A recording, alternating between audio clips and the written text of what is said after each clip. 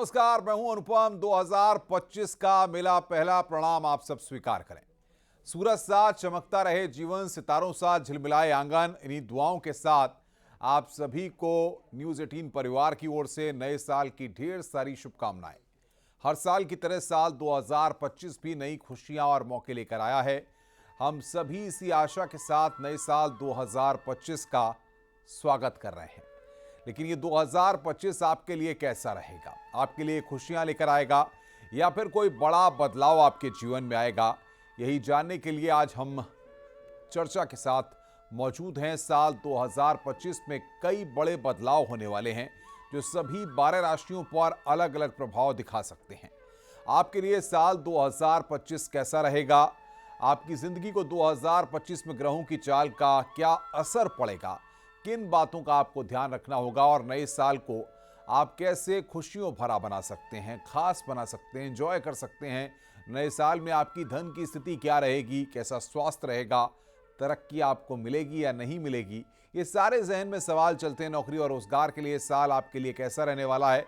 इस प्रोग्राम में इन्हीं सब बातों को हम जानेंगे और इस पर चर्चा के लिए हमारे साथ मौजूद हैं स्टूडियो में ज्योतिषी ऋतु सिंह और पूजा भाटिया।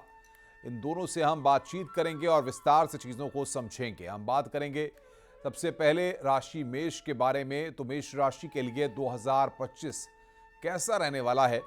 ऋतु जी, मैं जानना चाहता हूं आपसे। बिल्कुल, सबसे पहले जी न्यूज़ के सभी दर्शकों को हार्दिक मंगल कामनाएं नव वर्ष की। और 2025 में अगर हम बात करें तो 29 मार्च के बाद हमारा हिंदू नववर्ष शुरू हो रहा है, जिसको हम विक्रम संवत 2082 है, जिसके राजा रहने वाले हैं सूर्य और मंत्री भी इस बार सूर्य हैं।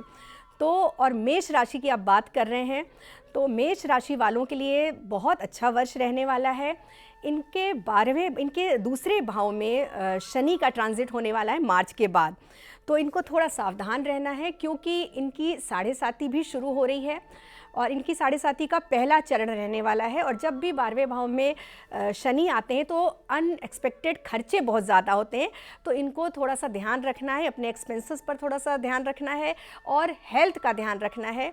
बहुत अच्छा होने वाला है क्योंकि देखिए सूर्य उच्च होता है मेष राशि में, तो इसलिए सूर्य जब राजा हैं तो उनकी कृपा इन पर होने वाली है। ये कोई ना कोई करियर में इनकी बहुत अच्छी तरक्की होगी इस वर्ष और विदेश यात्रा होने वाली है, कहीं ना कहीं धार्मिक यात्रा भी ये करेंगे। धन की अगर हम बात करें तो धन के हिसाब से भी इनके लिए ये वर्ष बहुत अच्छा होने वाला है अगर ये मंगल की थोड़ी पूजा करते हैं, क्योंकि अगर हम बात करें न्यूमरोलॉजी के हिसाब से, अंक ज्योतिष के हिसाब से, तो 2025 का जो अंक हो रहा है, जो योग हो रहा है, वो 9 अंक आ रहा है। तो इस हिसाब से इस वर्ष मंगल का भी प्रभाव बहुत ज़्यादा रहने वाला है। और अगर हम 2081 की बात करें जो पिछले 2024 से चल रहा है, तो उसके राजा मंगल हैं, तो अभी से लेके मार्च तक मंगल का प्रभाव मेष राशि पे बहुत ज़्यादा होने वाला है। तो इनको नियमित रूप से हनुमान चालीसा का पाठ करना चाहिए या बजरंग बली के मंदिर जाकर अगर ये हनुमान जी को चोला चढ़ाते हैं, बहुत अच्छा है इनके लिए, क्योंकि कहीं ना कहीं इनको मंगल की आराधना करनी है, उसी से इनको इनके जीवन में मंगल होने वाला है। पूजा जी, आप किस तरीके से देख रहे हैं मेष राशि के लिए? देखिए, मेष राशि के लिए जो फर्स्ट क्वार्टर ऑफ 2025 है ये बहुत ही अच्छा जाएगा। जो लोग प्रमोशन एक्सपेक्ट कर रहे हैं या फिर जॉब चेंज एक्सपेक्ट कर रहे हैं उनके लिए बहुत ज़बरदस्त है फर्स्ट क्वार्टर ऑफ 2025। लेकिन मार्च 29 के बाद जब शनि का ट्रांजिट होगा तो इनकी साढ़े साती का पहला ढैया स्टार्ट हो जाएगा, तो वहाँ से थोड़ी सी स्टेग्नेशन आनी शुरू हो जाएगी इनकी जॉब में और इनकी पर्सनल लाइफ में। तो वहाँ पर इनको हो सकता है कि थोड़ा एक्स्ट्रा हार्डवर्क करना पड़े मेष राशि वालों को। ओवरऑल अगर मैं देख रही हूँ तो हो सकता है कि इनका ट्रैवल भी हो सकता है, कहीं ना कहीं वर्क रिलेटेड ट्रैवल या घर से दूर जाने का योग भी बन रहा है। एंड फाइनेंशियली मैं ये बोलूँगी कि बहुत ज़्यादा हैवी इन्वेस्टमेंट मेष राशि वाले इस साल हो सके तो ना करें, बट ओवरऑल मनी फ्लो इनका अच्छा दिख रहा है, वर्क में भी अच्छी तरक्की दिख रही है। जो स्टूडेंट्स फॉरेन के लिए सेटलमेंट के लिए या फॉरेन स्टडीज़ के लिए जाने की सोच रहे हैं उनके लिए भी ये समय जो है फर्स्ट क्वार्टर स्पेसिफिकली बहुत ज़बरदस्त जाएगा। कोई कॉम्पिटिटिव एग्जाम दे रहे हैं तो उनके लिए भी बहुत अच्छा दिख रहा है, क्योंकि मेष राशि मंगल की राशि है और 2025 का टोटल भी 9 नंबर मंगल पे आ रहा है।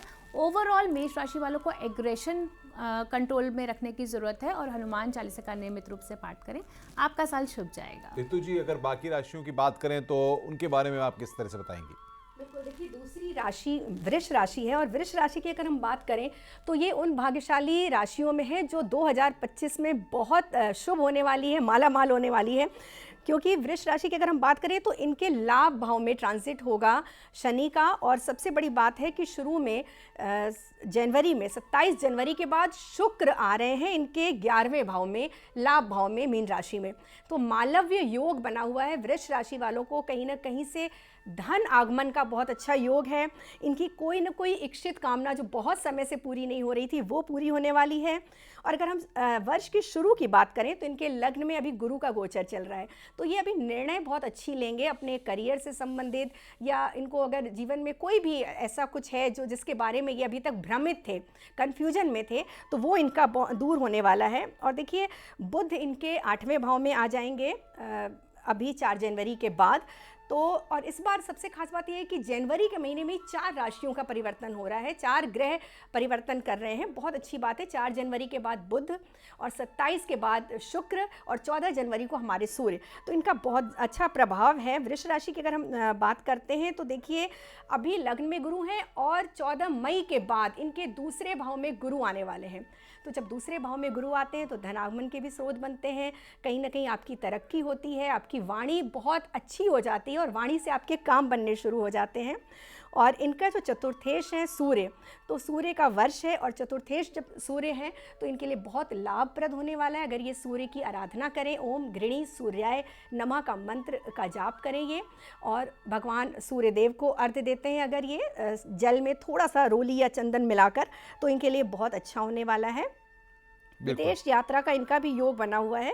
और देखिए, 11वें भाव में राहु, हम कहते हैं कि कुंडली के सारे दोषों को खा जाता है, तो अभी तो इनका कह सकते हैं कि बिल्कुल मनोकामना पूर्ति का समय चल रहा है। तो अभी से लेके, क्योंकि राहु का ट्रांजिट 11वें भाव में चल रहा है, तो अगर कहीं कोई परेशानी भी चल रही है, कोई लीगल इशू चल रहा है, या कोई कॉम्पिटिटिव एग्जाम दे रहे हैं, तो उस सभी में इनके सफल होने के पूरे चांसेस हैं। बिल्कुल। चौथी राशि की हम चाहेंगे पूजा जी, ज़रा उस पर भी आप प्रकाश डालें।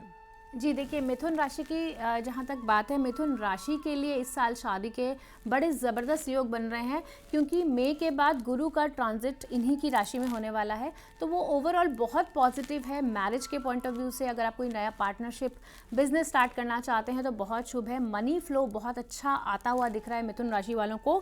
साथ ही अगर आप वर्क प्लेस में प्रमोशन एक्सपेक्ट कर रहे हैं तो वो भी आप सेकेंड हाफ ऑफ 2025 में एक्सपेक्ट कर सकते हैं, बहुत पॉजिटिव रहेगा। इवन आप जो है फॉरेन स्टूडेंट्स जो हैं, अगर वो फॉरेन के लिए कुछ अप्लाई कर रहे हैं वीज़ा के लिए, या फिर कोई पीआर के लिए अप्लाई कर रहा है, तो मई 2025 तक का पीरियड आपके लिए बहुत ही शुभ है। कोई नई इन्वेस्टमेंट यदि आप करते हैं मिथुन राशि वाले, तो उनके लिए भी इन्वेस्टमेंट मुझे बहुत ज़्यादा प्रॉफिटेबिलिटी दिखा रही है कि इस साल उनकी इन्वेस्टमेंट डबल होती हुई नज़र आ रही है और कैश फ्लो बहुत ज़बरदस्त होगा। बिल्कुल। रुपेन जी भी हमारे साथ जुड़े हुए हैं। रुपेन जी, आपका स्वागत है। मिथुन राशि के बाद की राशियों को आप किस तरीके से देख रहे हैं, जिस तरीके से साल 2025 में हर राशि के बारे में हम बता रहे हैं? देखिए, कर्क राशि वालों के लिए तो बहुत बड़ी खुशखबरी है। 2025 कर्क राशि वालों के लिए खुशखबरी लेके आ रही है, क्योंकि कर्क राशि को शनि की ढैया चल रही थी पिछले 2.5 साल से। अष्टम शनि चल रहे थे अभी, और अष्टम शनि की अगर हम बात करें तो कहीं ना कहीं मानसिक और शारीरिक परेशानी से गुजरते हैं जब शनि की ढैया होती है। तो भाई 29 मार्च 2025 को शनि की ढैया इनकी खत्म हो जाएंगी, और कहीं ना कहीं एक खुशहाली भरा मानसिक प्रसन्नता, स्वास्थ्य लाभ, साथ के साथ विदेश यात्राओं के योग भाग्य साथ देना चालू कर देगा। बस इतना बोलना चाहूंगा कर्क राशि वालों को कि थोड़े मर्यादा में रहें, क्योंकि धर्म के घर में सारे परिवर्तन हो रहे हैं, और मर्यादा के साथ अगर चलेंगे तो इनका साल दूसरी तिमाही के बाद बहुत ही अच्छा जाने वाला है। और बाकी राशियों के बारे में क्या बताएंगे रुपेन जी आप? देखिए, बाकी राशि के जैसे तो सारे लोगों ने बड़ी अच्छी बातें बोली हैं कि मेष राशि वालों के लिए मैं ये बोलूंगा, यस, विदेश से जुड़े काम बनेंगे, सबसे अच्छी बात है, लेकिन उनको किसी भी लिटिगेशन से इनको बचना चाहिए। स्वास्थ्य का ध्यान देना चाहिए, क्योंकि 12वां घर में जब चीजें बदलती हैं तो कहीं ना कहीं हमारा नुकसान जरूर होता है। तो नुकसान से बचे, विदेश से जुड़े कार्य में सक्सेस मिलेगा। वृषभ राशि वालों के लिए, हाँ, जैसा बोला गया है कि आय के स्रोत खुलेंगे, बिल्कुल आय के स्रोत खुलेंगे, उनके लिए ये साल काफी अच्छा है, लेकिन पेट की बीमारियों से इनको बचना चाहिए। मिथुन राशि की अगर मैं बात करूं, मिथुन राशि वालों के लिए बहुत अच्छा साल है। मिथुन राशि वालों के लिए शादी के योग बनेंगे। मिथुन राशि वालों के नौकरी में या बिजनेस में विस्तार होगा। कर्क राशि वालों के लिए भी जो आखिरी क्वार्टर है, लास्ट तिमाही है, अक्टूबर नवंबर दिसंबर, वहां पे इनके लिए भी शादी के योग बनेंगे, या इनका सबसे अच्छा समय जो जाने वाला है कर्क राशि वालों का, वो लास्ट तिमाही जो है अक्टूबर नवंबर दिसंबर में। बिल्कुल रुपेन जी, आपने बताया। पूजा जी, जिस तरीके से हम लोग मिथुन राशि तक बात कर चुके थे, ज़रा आगे की राशियों के बारे में भी आप बताएं। देखिए, जहाँ तक सिंह राशि की बात है, सिंह राशि के स्वामी सूर्य है और सूर्य का ही साल है ये 2025 जो हम बोल रहे हैं, क्योंकि राजा और मंत्री सूर्य ही हैं। तो ओवरऑल काफ़ी पावर पैक्ड ईयर है सिंह राशि वालों के लिए। और यहाँ पे इन्हें एक चीज़ का ध्यान रखना है कि मार्च के बाद जिस तरह से शनि का गोचर होगा तो इनकी शनि की ढैया शुरू हो जाएगी, तो थोड़ा सा इन्हें अपने हेल्थ का ध्यान रखने की ज़रूरत है सिंह राशि वालों के लिए। ओवरऑल अगर मैं मनी फ्लो देख रही हूँ तो वो बहुत बेटर जाएगा, इनकी इंक्रीमेंट होती हुई नज़र आ रही है और इनकम भी इनकी बढ़ती हुई नज़र आ रही है। लेकिन अपनी पार्टनर की हेल्थ का और खुद की हेल्थ का इन्हें बहुत ज़्यादा ध्यान रखना है।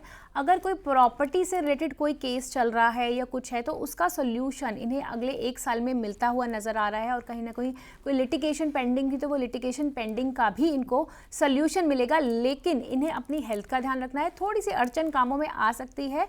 ओवरऑल अपने गुस्से को इनको कंट्रोल में रखना है सिंह राशि वालों को, और सूर्यदेव को नियमित रूप से अर्घ देना है। इनका साल शुभ जाएगा। रुपेन जी, आप किस तरीके से सिंह राशि के बारे में बताएंगे? सिंह राशि की अगर मैं बात करूं तो मेन कंसर्न वही है। आप कर्क राशि से निकल के शनि की ढैया जो है सिंह राशि पे आ रहा है, और सिंह राशि पे जब शनि की ढैया आ रहा है तो उसके फायदे और नुकसान दोनों हैं। फायदा ऐसा है कि जो लोग अनुसंधान के क्षेत्र में हैं, जो लोग रिसर्च के क्षेत्र में हैं, ऑकल्ट साइंस में, उनके लिए तो ये साल बहुत अच्छा है। कहीं ना कहीं जिन लोगों के बहुत लंबे समय से पैतृक संपत्ति में विवाद चल रहा था, वो सुलझने के भी चांसेस है। सिर्फ ये है कि मानसिक परेशानी से इनको बचना चाहिए। बिल्कुल। रितु जी, मैं चाहूँगा कि सिंह के आगे और भी राशियां हैं जिन पर हमने चर्चा कर रही है, उनके बारे में ज़रा आप बताएं। बिल्कुल, देखिए सिंह के बाद कन्या राशि आ रही है और कन्या राशि के सप्तम भाव में शनि का ट्रांजिट होने वाला है 29 मार्च के बाद। अभी छठे भाव में शनि है तो ये 3 महीने इनके बहुत अच्छे जाने वाले हैं, क्योंकि शनि छठे भाव में बहुत अच्छे रिजल्ट देते हैं, कारक होते हैं। अगर ये कोई प्रतियोगिता दे रहे हैं, कोई कॉम्पिटिटिव एग्ज़ाम दे रहे हैं तो रिजल्ट इनके फेवर में आने वाला है। अगर ये बीमार चल रहे हैं तो उसमें भी सुधार होने की बहुत अच्छी संभावना है। सूर्य अभी इनके चतुर्थ भाव में है, जिनकी सप्तम दृष्टि करियर दशम भाव पे पड़ रही है, तो नौकरी में कहीं ना कहीं जॉब में इनकी तरक्की होने वाली है। तो कुल मिलाकर कन्या राशि का जो वर्षफल है बहुत अच्छा है। अभी इनके भाग्य भाव नवम भाव में गुरु का ट्रांजिट है, तो जब गुरु नवम भाव में होते हैं तो व्यक्ति थोड़ा आध्यात्मिक हो जाता है। तो इस टाइम पे इनकी पूजा पाठ में रुचि बढ़ने वाली है, जो इनके लिए बहुत बेनिफिशियल भी है। अगर ये जितनी आराधना करते हैं, ईश्वर आराधना करते हैं, हो सकता है इनकी कहीं ना कहीं तीर्थ यात्रा के योग बने हुए हैं। इसके बाद अगर मई के बाद इनके दशम भाव में जब गुरु आ जाएंगे तो हो सकता है इनकी जॉब में परिवर्तन हो, जो कि बेटरमेंट के लिए होगा, अच्छे के लिए होगा। कोई धन जो बहुत समय से इनको नहीं मिल रहा है वो मिलने की संभावना है। गुस्से पे थोड़ा कंट्रोल रखें। और लाभ भाव में नीच का मंगल है, तो हो सकता है इनकी मित्रों के साथ थोड़ी सी अनबन हो सकती है। और मार्च के बाद अगर शादी विवाह की कोई दिक्कत चल रही है, नहीं हो रही है, तो उसके होने की प्रबल संभावना है, क्योंकि राहु भी सप्तम में है और शनि का ट्रांजिट भी सप्तम में होने वाला है। और सबसे अच्छी खास बात जो है इनकी कि इनका लग्नेश जो बुध है वो अभी 4 जनवरी के बाद इनके चतुर्थ भाव में आने वाले हैं। तो जब सुख भाव में लग्नेश आ जाते हैं तो बहुत से काम भाग्य से बनने शुरू हो जाते हैं।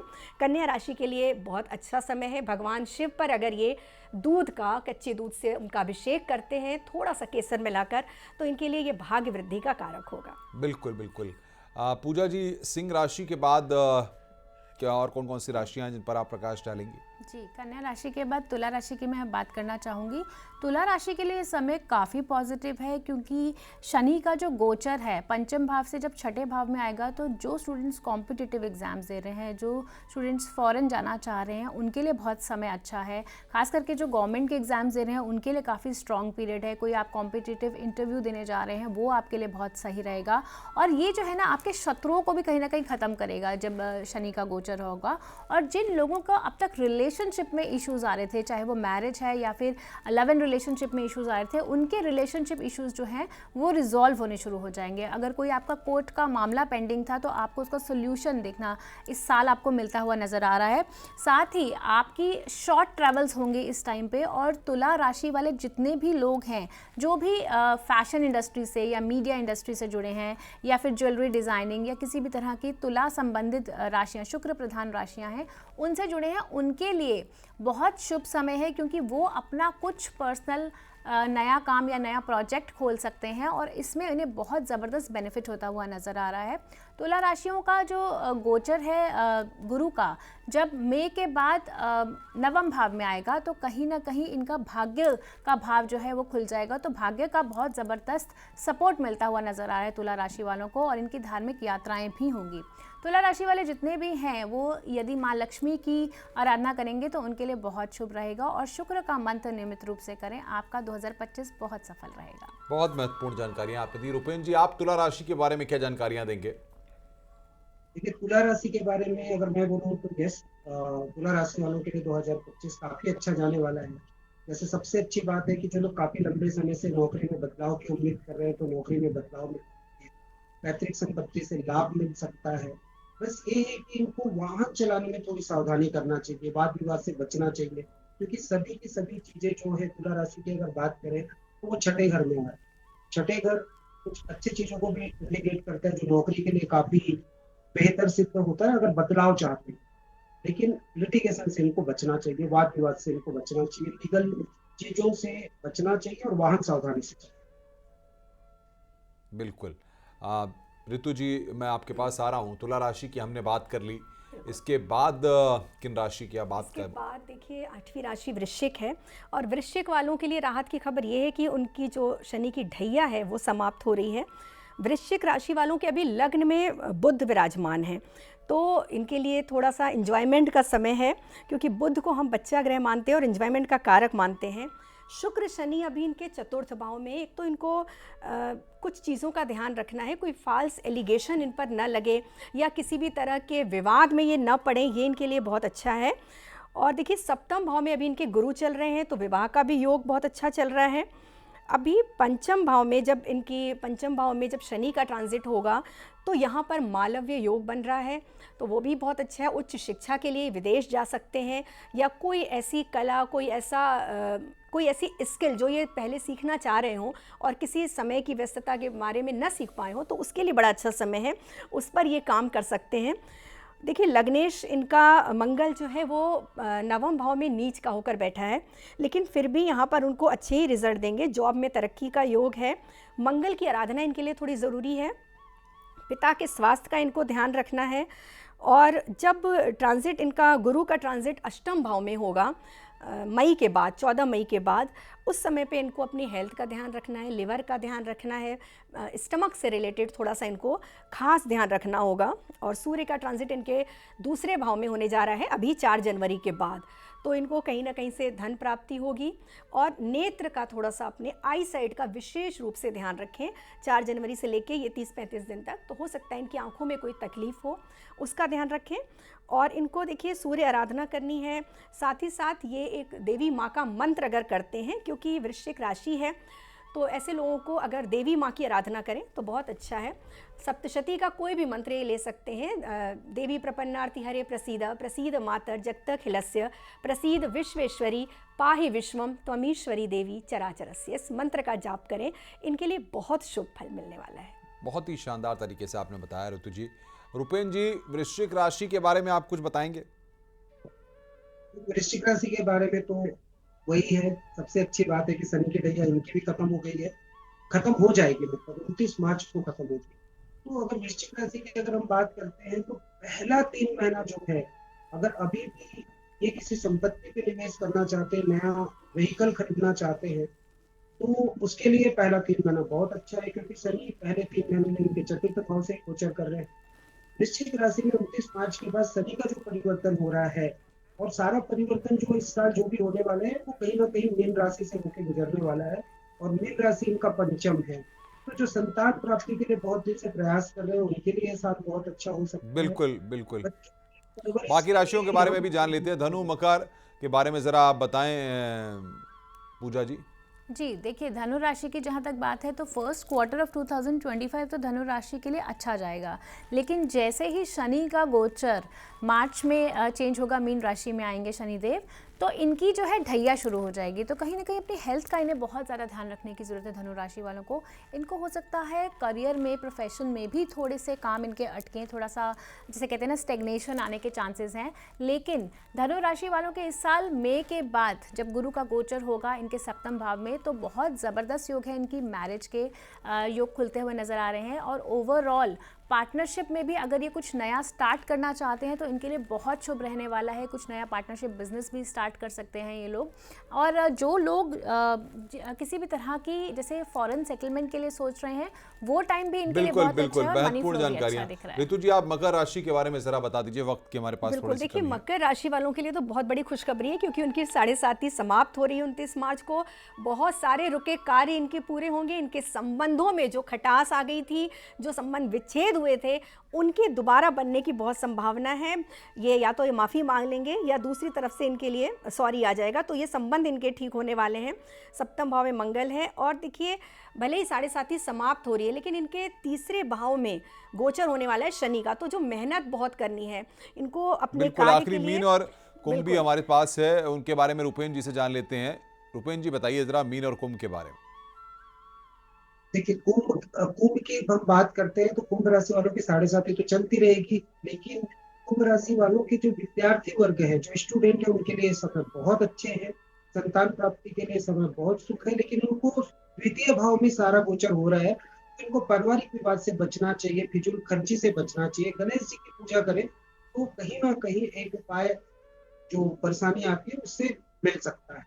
और अगर लास्ट राशि जो मीन राशि की बात करें तो 2025 में जो सबसे प्रभावित राशि है वो मीन राशि ही है, क्योंकि सारा परिवर्तन 29 मार्च से लेकर 18 मई के बीच में जो परिवर्तन हो रहा है, जो आपस में शनि और राहु के बीच में जो एक्सचेंज हो रहे हैं, तो मीन राशि सबसे ज्यादा प्रभावित है। तो मीन राशि वालों के तो व्यक्तित्व में ही बदलाव होने वाले हैं। अगर उनकी फर्स्ट क्वार्टर अच्छी है, लेकिन दूसरी क्वार्टर, तीसरी क्वार्टर में उनको ख्याल रखने की जरूरत है। लास्ट क्वार्टर इनका फिर से बहुत ही अच्छा होने वाला है। बिल्कुल रूपेन जी, मैं आऊँगा आपके पास। पूजा जी, क्या लगता है ओवरऑल अगर 2025 को देखें तो खुशियों से भरा, संतुलित यहाँ पर 2025 सभी के लिए नजर आ रहा है? जी बिल्कुल, देखिए मिक्स एंड मैच रहेगा। अगर हम जिन राशियों की ढैया चल रही है या शनि की 7.5 चल रही है, उनको काफ़ी हार्डवर्क करने की ज़रूरत है इस साल ओवरऑल, क्योंकि मंगल का भी साल है, तो एनर्जी उनको अपनी बहुत सही डायरेक्शन में चैनलाइज करने की ज़रूरत है। ओवरऑल सबके लिए सही रहेगा, बस अपना एग्रेशन सबको कंट्रोल करने की ज़रूरत है, क्योंकि मंगल का साल है, लोगों को गुस्सा बहुत आने वाला है इस साल।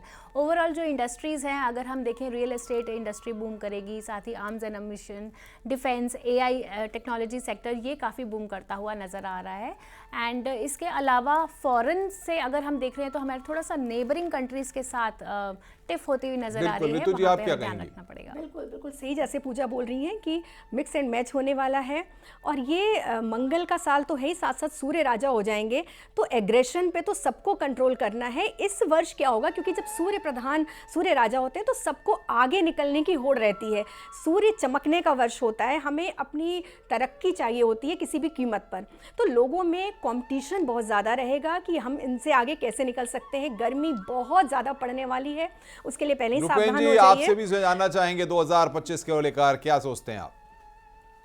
इसमें सिर्फ एक ही चीज मैं और ऐड करना चाहूंगा कि राजा तो सूर्य होने वाला है, लेकिन सूर्य के साथ साथ इस बार मंत्री भी सूर्य होने वाले। तो लोगों को सबसे ज्यादा निरंकुश होने से बचना चाहिए, आत्मविश्वास को कंट्रोल में रखना चाहिए, क्योंकि इस बार आपको अच्छे सलाहकार नहीं मिलेंगे, क्योंकि आप ही राजा हो, आप ही मंत्री हो।